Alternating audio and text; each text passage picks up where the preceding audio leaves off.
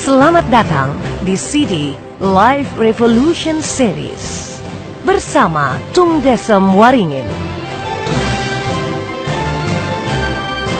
Pelatih sukses nomor 1 di Indonesia versi majalah marketing. Pembicara terbaik di Indonesia versi majalah marketing. The most powerful people and ideas in business in Indonesia versi majalah SWA.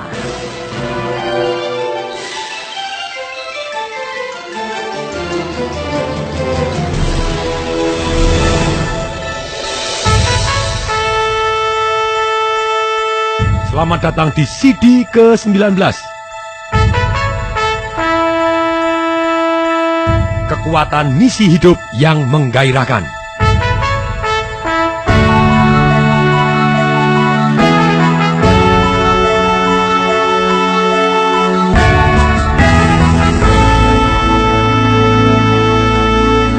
Kalau Anda ditanya, apa misi hidup Anda? Apa tujuan hidup Anda? Apa purpose of life Anda? Anda diciptakan Tuhan untuk apa sih di dunia ini?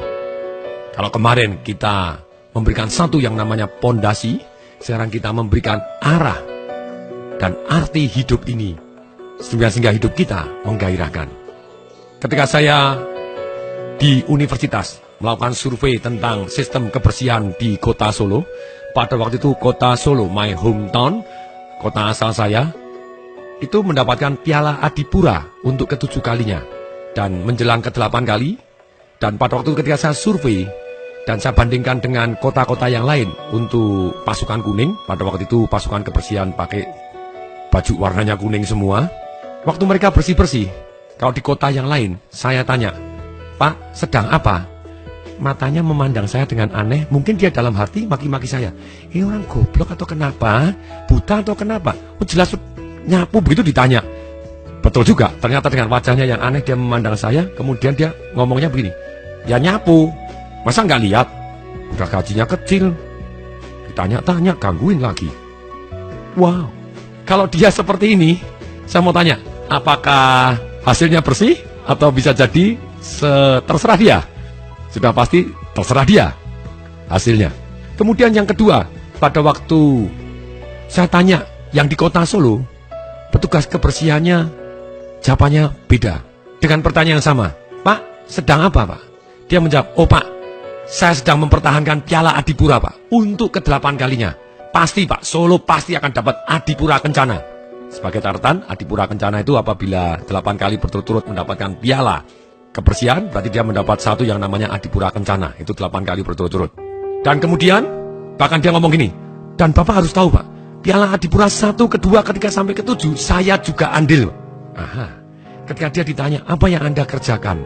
Dan dia memberikan satu misi yang lebih mulia dari hanya sekedar menyapu saja. Pertanyaan saya, kira-kira mana yang lebih bersih? Orang yang mempunyai misi yang lebih mulia, atau yang sekedar, ya saya ini sedang nyapu? Atau yang, saya ini sedang mempertahankan piala Adipura. Bahkan saya pasti yakin Pak, mendapatkan piala Adipura Kencana. Sudah pasti yang kedua inilah yang akan membuat dia jauh lebih semangat dan hasilnya jauh lebih baik.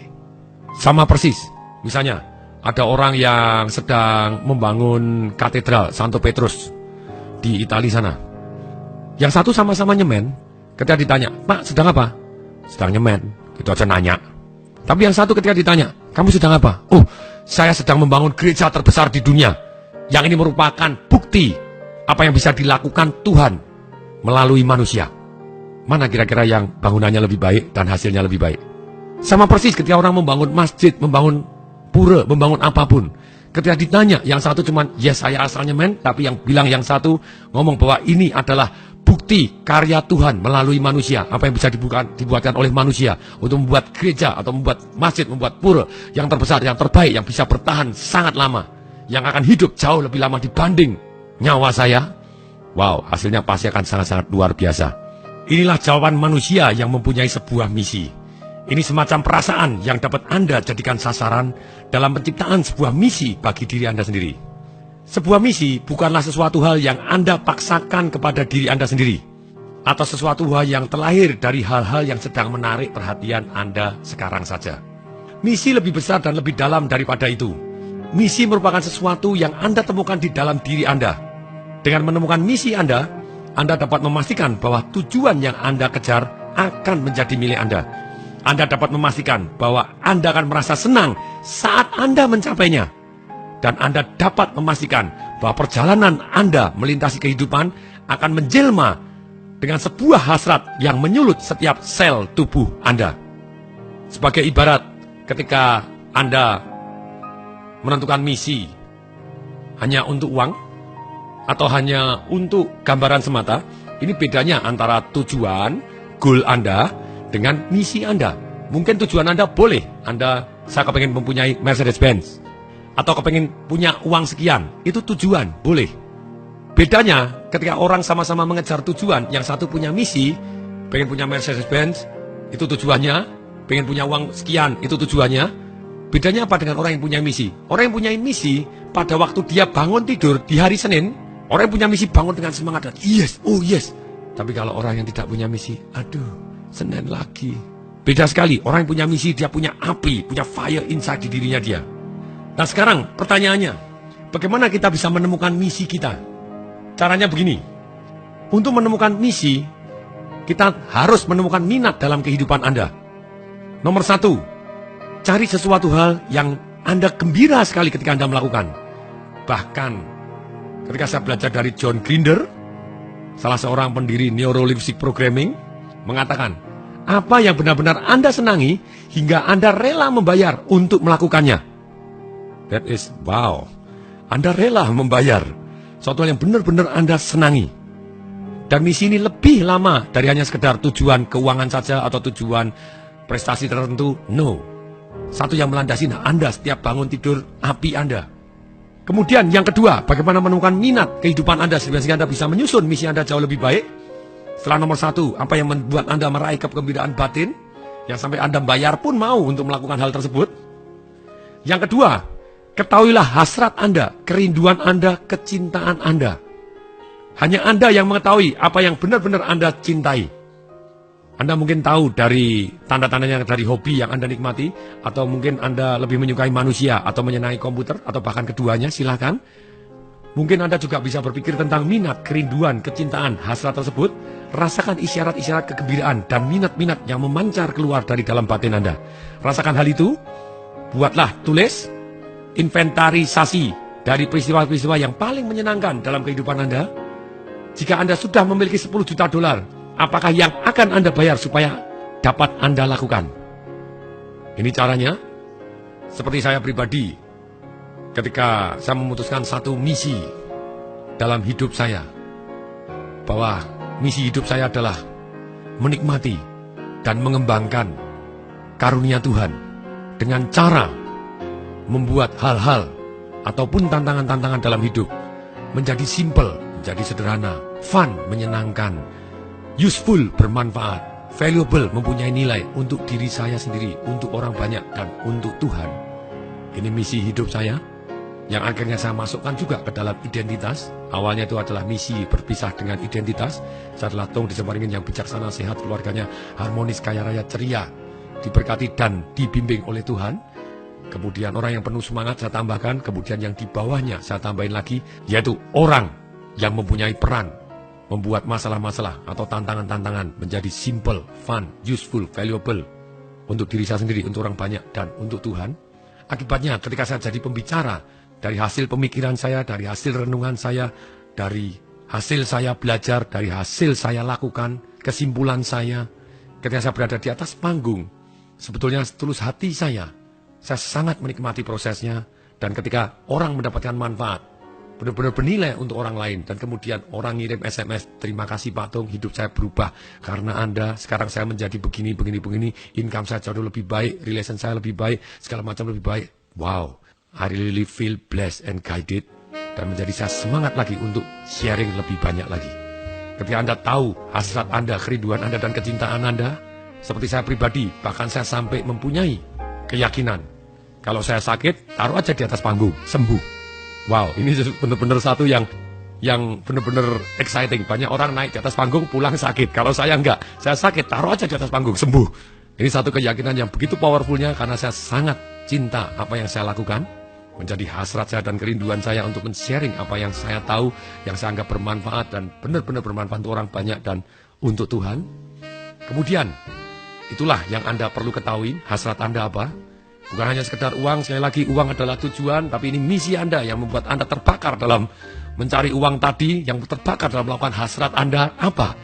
Sungguh beda sekali, sama-sama orang cari uang, tapi yang satu punya misi, satu tidak punya misi, beda sekali. Kemudian, yang ketiga, bagaimana Anda bisa menemukan minat kehidupan Anda? Ketiga, pusatkan perhatian kepada siapa yang Anda kagumin.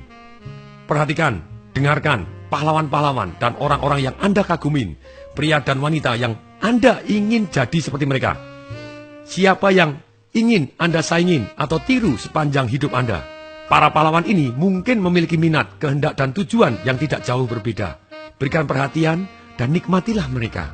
Lihatlah dalam layar mata pikiran Anda, dalam film di batin Anda, dan rasakan kegembiraan yang sudah Anda dapatkan bila Anda menjadi seperti dia. Contoh orang-orang yang sudah menemukan misinya. Misalnya Steven Spielberg, sutradara Jurassic Park, E.T., dan sekian banyak film yang box office dunia. Steven Spielberg menggambarkan pekerjaannya sebagai, saya senang sekali berkreasi dalam film saya. Saya menggunakan imajinasi sebagai alat kreasi yang hebat. Saya bermimpi untuk mencari nafkah. Sekali sebulan langit runtuh di atas kepala saya. Saya tersadar dan saya melihat film yang lain yang ingin saya buat. Kadang saya berpikir bahwa otak saya berisi bola-bola kecil. Ide-ide yang saling meluncur dan bergelincir antara satu dengan yang lain sepanjang waktu. Masalah saya adalah bahwa imajinasi saya tidak dapat berhenti. Saya bangun tidur dengan penuh semangat yang menggelegak. Hingga saya tidak dapat sarapan. Saya tidak pernah kehabisan tenaga. Wow. Ketika dia menggambarkan pekerjaannya seperti itu pada waktu membuat filmnya, sampai dia sendiri merasa bahwa tidak sarapan pun juga tidak apa-apa dan tidak pernah kehabisan tenaga ketika melakukan suatu hal yang dia benar-benar hasrat dan cintanya. Tanpa sadar, actionnya sebetulnya walaupun akhir uang datang berlimpah ke tempatnya dia. Kenapa? Karena dia memberikan yang terbaik dan melakukan yang terbaik dengan penuh semangat. Karena dia sendiri sebetulnya sudah tidak hitungan lagi tentang uang. Sebagai contoh, pada usia 17 tahun, ketika Steven Spielberg sedang tur meninjau Universal Studio, ia berjumpa dengan Chuck Silver, kepala bagian editorial. Spielberg berkata, pada waktu Steven Spielberg mau ketemu dengan Chuck Silver, kemudian ternyata Chuck Silver sendiri tidak memanggil penjaga untuk melemparnya keluar, melainkan dia berbicara dengan Steven Spielberg selama kurang lebih 1 jam. Bahkan ketika itu, Steven Spielberg menunjukkan, saya punya beberapa film loh yang sudah dibuat. Jadi sebelum ke Universal Studio pun, Steven Spielberg sudah begitu semangatnya dan dia sudah membuat film dari 8 milinya, dari kamera 8 milinya. Kemudian dia mau tunjukkan kepada Chuck Silver, dan Chuck Silvernya juga kepingin melihat. Boleh, mari coba saya lihat filmmu. Dan kemudian sehingga dia diberi izin bahwa besok boleh masuk ke kompleks studio di hari berikutnya. Dan di hari berikutnya, Steven Spielberg datang dan menunjukkan 4 filmnya. Dan ketika dia melihat Chuck Silver sangat berkesan. Beberapa hari setelah meninjau Universal Studio, Steven Spielberg tidak menunggu undangan, tidak menunggu sampai dia lulus, tidak menunggu tawaran, dia mau dibayar berapa. Dia tidak peduli. Dia memakai tas kantor ayahnya, dan begitu saja masuk ke dalam studio, dia tidak minta izin. Dan sebetulnya di dalam tas kantornya itu tidak ada apa-apa, kecuali setangkap roti dan 2 batang permen. Dan tiap hari dalam musim panas itu, Steven Spielberg masuk pakai jas, dan menggabungkan dirinya dengan para sutradara dan penulis serta editor dan pengisi suara. Dan kemudian ketika Steven Spielberg jalan-jalan ada satu ruangan kosong, dia langsung masuk menjadi seorang penghuni liar. Dan bahkan dia pergi ke toko kamera dan membeli beberapa papan nama dari plastik dan meletakkan namanya di petunjuk gedung Steven Spielberg, ruang 23C. Wow. Kalau dia hanya bekerja untuk uang, dia nunggu panggilan. Mungkin dia nunggu digaji berapa. No, uang datang dengan sendirinya ketika Anda mengerjakan sesuatu dengan sangat baik dan memberi nilai tambah kepada banyak orang. Ini kuncinya, kalau Anda memberi satu nilai tambah dan kemudian orang banyak mendapat manfaat dari nilai tambah Anda. Anda komunikasikan dengan tepat kepada orang banyak, uang akan sampai ke tempat Anda dengan sendirinya.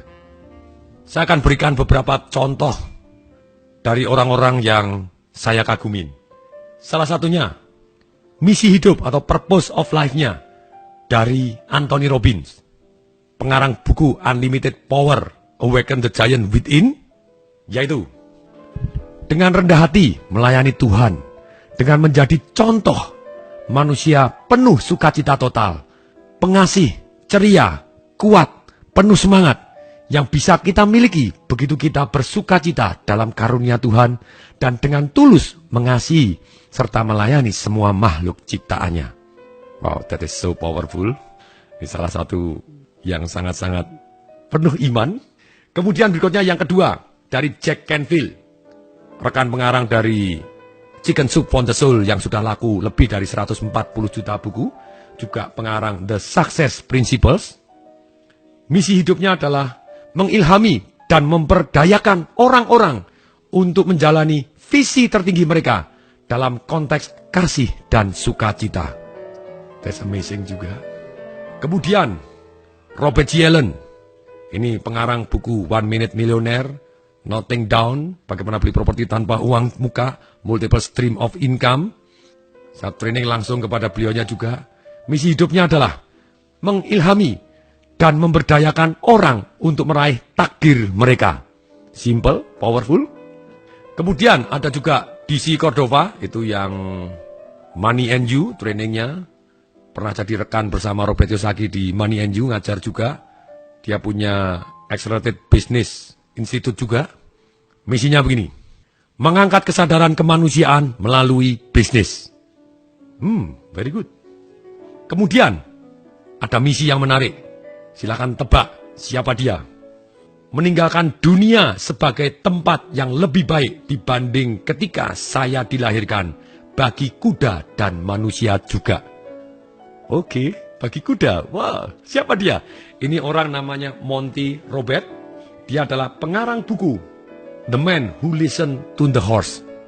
Kemudian berikutnya, teman baik saya, orang yang memberi testimoni di dalam buku saya, Mark Victor Hansen, pengarang Chicken Soup for the Soul yang bukunya sudah laku 140 juta buku, dan juga pengarang buku One Minute Millionaire. Mark Victor Hansen mempunyai misi menciptakan dan mengilhami 1 juta jutawan yang masing-masing menyumbangkan $1 juta kepada gereja atau badan amal. This really powerful juga. Dia bangun tidur pasti akan sangat bergairah. Kemudian juga guru saya yang baru-baru saja saya belajar kepada beliaunya, pengarang The Secret of Millionaire Mindset, T. Harv Eker.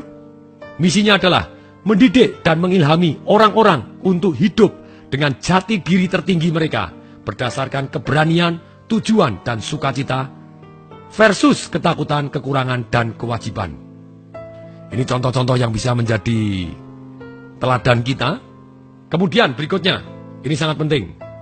Tanpa misi sebagai kompas untuk membimbing kita, target, goal, atau rencana tindakan Anda mungkin pada akhirnya tidak memenuhi kebutuhan Anda.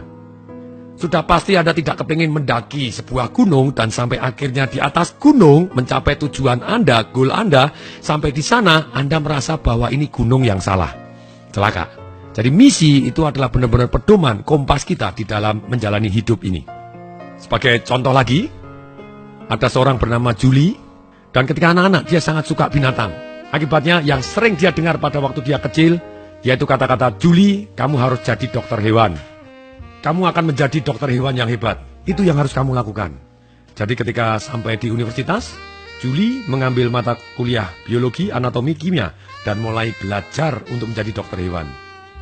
Kemudian ketika dia berada di luar negeri, ketika mendapatkan beasiswa di Manchester, Inggris di tahun terakhir dia kuliah, ketika dia jauh dari tekanan keluarga dan staf pengajar di Ohio State University yang dimana dia mengambil fakultas kedokteran hewan, pada suatu hari yang membosankan dia duduk di mejanya dan dia dikelilingin banyak sekali buku-buku biologi dan dia melamun menatap di luar jendela. Saat itu dia tiba-tiba sadar, tahukah kau, aku sangat tidak bahagia. Mengapa aku begitu tidak bahagia? Apa yang kulakukan? Aku tidak mau jadi dokter hewan. Kemudian Julie bertanya kepada dirinya sendiri, pekerjaan apa yang begitu kusukai sehingga aku mau melakukannya tanpa dibayar, tapi yang pada akhirnya bisa menjadi sumber penghasilanku. Bukan jadi dokter hewan, itu bukan pekerjaan yang kusukai. Kemudian dia mengingat-ingat semua yang telah ia lakukan dalam kehidupannya dan mencatat apa yang membuatnya dia paling bahagia. Kemudian ia menyadari bahwa pada waktu dia ikut konferensi-konferensi kepemimpinan, semasa dia muda, dia ikuti dengan sukarela, dan semua pelajaran komunikasi serta kepemimpinan yang dia ambil sebagai mata kuliah pilihan di Ohio malah membuat dia bahagia. Kemudian dia akhirnya sadar, mengapa aku bisa begitu buta? Sekarang aku sedang menjalani kuliah tahun keempat, dan baru akhirnya menyadari bahwa aku sedang menempuh jalan yang salah, dan tidak melakukan hal-hal yang benar. Padahal yang kuinginkan selalu ada di hadapanku. Selama ini, aku hanya tidak pernah meluangkan waktu untuk mengakuinya. Dengan semangat baru, Julie mengisi sisa waktu belajarnya di Inggris dengan mengikuti kuliah komunikasi dan kinerja media. Ketika kembali di Ohio State, ia akhirnya bisa meyakinkan pihak administrasi untuk membiarkan dia menciptakan programnya sendiri, bukan di dokter hewan, melainkan dalam bidang kepemimpinan. Walaupun akhirnya dia butuh 2 tahun ekstra untuk menyelesaikan kuliahnya. Ia kemudian menjadi konsultan manajemen senior dalam pelatihan dan pengembangan kepemimpinan untuk Pentagon. Wow, Pentagon. Ia juga memenangkan kontes Miss Virginia USA yang membuatnya bisa melewatkan sebagian besar di tahun 2002 untuk berbicara kepada anak-anak di seluruh Virginia. Dan baru-baru ini dia telah menciptakan role models dan mentors untuk organisasi kepemudaan yang mengajari anak-anak cara menjadi anutan yang lebih baik satu sama yang lain. Dan sekedar berita, Julie baru umur 26 tahun. Ini sebuah kesaksian tentang kekuatan yang bisa diciptakan oleh kejelasan misi dalam hidup Anda. Berita baiknya, Anda semua tidak perlu harus jauh-jauh pergi ke luar negeri, ke Inggris selama setahun untuk melepaskan diri dari tekanan harian. Anda cukup menyempatkan diri sekarang juga untuk mendesain misi Anda yang membuat Anda bergairah setiap waktu. Setiap Anda membaca, Anda tahu bahwa inilah Anda sesungguhnya. Sekarang juga, kerjakan PR Anda, tulis misi hidup Anda. Dengan cara terlebih dahulu, Anda temukan minat kehidupan Anda. Yaitu 1, apa saja yang meraih kegembiraan batin Anda. Kemudian yang kedua, ketahuilah hasrat dan kerinduan Anda serta kecintaan Anda. Yang ketiga, pusatkan perhatian pada siapa orang-orang yang Anda kagumi. Setelah Anda jawab 3 pertanyaan ini, kemudian tulislah misi Anda yang jauh lebih mulia, hanya sekedar mencari uang atau menyelesaikan suatu pekerjaan tertentu. Ambil satu peran yang sangat baik untuk dunia ini. Ini PR Anda, tulis misi ini di dalam buku sukses Anda. Boleh kapanpun Anda perbaikin, tapi sekarang tulis sekarang juga. Pasti bermanfaat. Sampai jumpa di CD berikutnya. Saya Tong Desem Waringin mengucapkan salam dahsyat.